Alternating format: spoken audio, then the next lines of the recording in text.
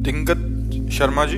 राधे राधे। महाराज जी, आत्मा का स्वरूप क्या है? क्या आत्मा स्वतंत्र है ईश्वर का स्वरूप और ईश्वर स्वतंत्र है? हाँ, आत्मा परम स्वतंत्र है। आत्मा एक है, बहुत रूपों में वो भास रही है। जैसे 1 करोड़ घड़े रख दिए जाएं और उसमें सूर्य का प्रतिबिंब पड़े तो सूर्य 1 करोड़ नहीं हो गए, सूर्य एक ही है। घड़ों के हिसाब से वो छोटा बड़ा उसमें भास रहा है। ऐसे ही आत्म तत्व एक है। ये सब घड़े हैं जड़ चैतन्य। एको ब्रह्म द्वितीयो नास्ति। आत्म तत्व एक है। अनेकता की भासता जो है, इसी अनेकता को जो है मिटा दे, वही महात्मा है, वही विद्वान है, वही ज्ञानी है। जो ये मिथ्या भ्रम हो गया नानात्व में, ये नानात्व का भ्रम मिट जाए तो अनुभव हो जाए कि आत्मा एक है। एको ब्रह्म द्वितीयो नास्ति। दूसरा क्या इसमें प्रश्न है? आत्मा स्वतंत्र है क्या? हाँ, परम स्वतंत्र, परम स्वतंत्र। ईश्वर वही ईश्वर है, वही आत्मा है। जो आत्मा और परमात्मा में भेद मानता है वो अज्ञानी है, वो अज्ञानी है। वही एक है। मत्ता परतरम नान्यत किंचिदस्ति धनंजय। मेरे सिवा दूसरा कोई नहीं, भगवान श्री कृष्ण कह रहे हैं। उन्हीं को ज्ञानी जन ब्रह्म कहते हैं, योगी जन परमेश्वर परमात्मा कहते हैं, भक्त जन भगवान कहते हैं, प्रेमी जन लाड़िले कहते हैं। वो एक ही है, दो नहीं है। एक होते हुए एको हम बहुत श्यामा, मैं एक बहुत रूपों में हो जाऊं, वही खेल रहा है, दूसरा नहीं है। वो परम स्वतंत्र है। उसको कोई शासन में, सब उसके शासन में है। उसको सब उसके शासन में है। सब क्या है? माया। माया क्या है? भ्रम। वो अपने आप में अपना शासन करता है, अपने आप में अपने आप से खेलता है, वो अपने आप से अपने आप का विनाश कर लेता है। समझ रहे? बहुत विचित्र खेल है। इसको जो जान गया, कोई आश्चर्य इसमें सुनता है, कोई आश्चर्य में देखता है, कोई आश्चर्य में अनुभव करता है। अनुभव कर लिया तो मुक्त हो गया। अनुभव नहीं किया तो खूब ज्ञान बोल लो और खूब ज्ञान सुन लो और पचड़े में फंसे रहोगे माया के ही। ये बड़ा विचित्र खेल है माया का। ऐसा हो सकता है कि आत्मा का ज्ञान है पर बोध नहीं है। हो सकता है भक्ति का प्रवचन हो रहा है लेकिन भगवान से प्रेम नहीं है। ये आंतरिक बात है। हो सकता है तुम प्रवचन न कर पाते हो लेकिन तुम्हें आत्मबोध हो, तुम्हें आत्म प्रेम हो। ये मतलब ये ऐसी अकस कहानी है कि समझने में भी नहीं आती। भगवान गुरुदेव जिसको अनुभव करा दे वही सब। नायमात्मा प्रवचने न लभ्या न मेधया न बहुना श्रुते न प्रवचन से और न बहुत बुद्धि से और न बहुत सुनने से। इसे गुरुदेव कृपा कर दे, मोक्ष मूलम गुरु कृपा, शुद्ध ज्ञान हो जाए।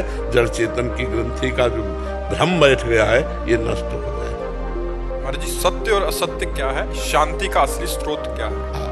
पहली बात तो सत्य और असत्य, इसका निर्णय विवेक करता है। ब्रह्म सत्यम और जगत मिथ्या। पूरा टोटल उमा काहों में अनुभव अपना। सत हरि भजन, जगत सब सपना। टोटल पहले स्वीकार करे तो आप लगे कहाँ हो, सत्य में कि मिथ्या में? ईमानदारी से देखो। दुलार मिथ्या का कर रहे हो कि सत्य का? कोशिश सत्य की होती है। हाँ। लेकिन सत्य क्या है वो पता होगा तो उस तरफ जाएंगे। नहीं पता तो गुरु है, सबको पता। देखो भगवान इतना ज्ञान तो सबको दे। अगर कोई मर गया हो पड़ोस में और रो रहा हो और आपसे कहा जाए थोड़ी देर समझा दो, तो आप समझाने की सामर्थ्य रखते हैं। ये देखो भाई, ये मृत्यु लोक है, यहाँ सबको मरना पड़ेगा, सबको जाना पड़ेगा, यहाँ कुछ सत्य नहीं है। और जब मुर्दा लेके चलते हैं तो ग्रामीण भी बोलते हैं राम नाम सत्य का परिचय सबको पता। राम नाम सत्य है, बोलते हैं ना कि सत्य क्या है। देखो ये पूरे जीवन भर हमारे जो कांधे पे है असत्य कार्य में लगा रहा, तो कम से कम मरने के समय सब राम नाम सत्य। जो भगवान में स्थित है वो सत्य में स्थित है, और जो जगत प्रपंच में स्थित है वो असत्य में स्थित है। ये अंदर की बात है, अंदर की बात है। हो सकता है संत वेश में असत्य में स्थित हो सकता है तुम पैंट शर्ट में सत्य में स्थित हो। इसका भेद नहीं जाना जा सकता। इसे तो केवल गुरु भगवान जानते और भगवान जानते हैं।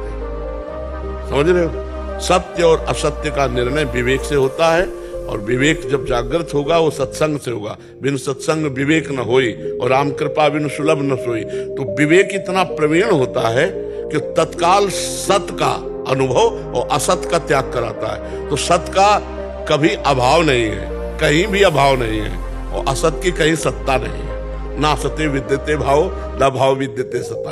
अब आप विचार करके देखो, जब आप भोजन करते हो जब आप पानी पीते हो, जब आप भोग भोगते हो, जब आप नाना प्रकार के व्यवहार करते हो, तो आप उसे नाटक रूप में करते हो या सत्य रूप में? उस समय सत्य लगता है। बस यही अज्ञान की स्थिति है, यही अज्ञान की स्थिति है। और ज्ञानी वही है, वैसे ही व्यवहार करेगा। लेकिन जैसे रोल में, स्वांग में वो 4 घंटे के लिए राजा रानी बने, पीछे पैसा लिए, न रानी से मतलब न राजा से मतलब, समझ रहे ना? वैसे ही यहाँ हमारा व्यवहार है, पति पुत्र परिवार नाता सब ऐसे। लेकिन वो एक स्वांग है, वो अपने को जानता है कि मैं यहाँ न पुरुष हूँ न स्त्री हूँ, मैं परब्रह्म परमात्मा स्वरूप हूँ। और वो कहता नहीं है, व्यवहार वो ऐसे ही करता दिखाई देगा अज्ञानी जैसा, लेकिन स्थिति उसकी परमात्मा में रहती है। ये सत्य है जी। शांति का असली स्रोत क्या है? श्रद्धावान लभते ज्ञानम, बहुत ध्यान से सुनना। श्रद्धावान लभते ज्ञानम तत्परा सहितेन्द्रिया ज्ञानम लब्ध्वा पराम शांति मचिरेणाधिगच्छति। जो श्रद्धावान पुरुष संत महात्माओं का सत्संग करता है, शास्त्र स्वाध्याय करता है, उसे जो ज्ञान प्राप्त होता है, उस ज्ञान से वो अपने इंद्रिय और मन का संयम करता है। और इंद्रिय मन का संयम करके जब आत्मबोध रूपी ज्ञान प्राप्त होता है तो परम शांति प्राप्त हो जाती है। दूसरे शब्दों में, भोगों का त्याग करने से शांति होती है। त्यागात शांति अनंतरम। जो भोग का त्यागी है, तो आप देखो, अपने को मन समझाता भोग भोग ले तो शांति मिल जाएगी, समझाता है ना?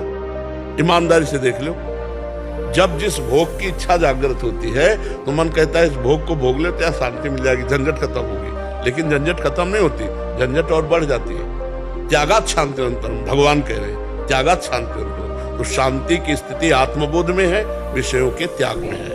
सत्य वस्तु परमात्मा है, संपूर्ण परमात्मा का भाव हो जाए तो ये जगत भी सर्वम खलमिदम ब्रह्म है, नहीं तो ये मिथ्या मानो पहले और ब्रह्म में सत्य स्थिति जागृत करो। आत्मा परम स्वतंत्र है, वो सबका परम प्रकाशक है, उसका कोई प्रकाशक नहीं, वो सबका आधार है, उसका कोई आधार नहीं, वो स्वयं में है, समझ रहे हो? और वही वो आप है। बस इतनी बात समझ जाए तो जीवन मुक्त हो गया। वो क्या बहुत है कठिन, कहना सरल है, कात कठिन, समझत कठिन और साधन कठिन, विवेक बहुत कठिन मार्ग है। ऐसे कह देना बहुत, शरीर में पीड़ा हो फिर मैं ब्रह्म हूं। अब ज्ञान का प्रयोग जब अपने ऊपर विपत्ति आवे, शरीर पर नाना प्रकार के कष्ट आवे, फिर भी मुस्कुराहट सुरक्षित रहे तो ज्ञान सुरक्षित है। नहीं तो चाहे जितना कि मैं शरीर नहीं हूं और आपको रिपोर्ट दी जाए कि कैंसर आखिरी स्टेज पे है, फिर आपकी फोटो खींची जाए सारा ज्ञान एक कोने में बह जाएगा, नहीं बह जाएगा? हाँ, उसे कहते हैं वाचिक ज्ञान।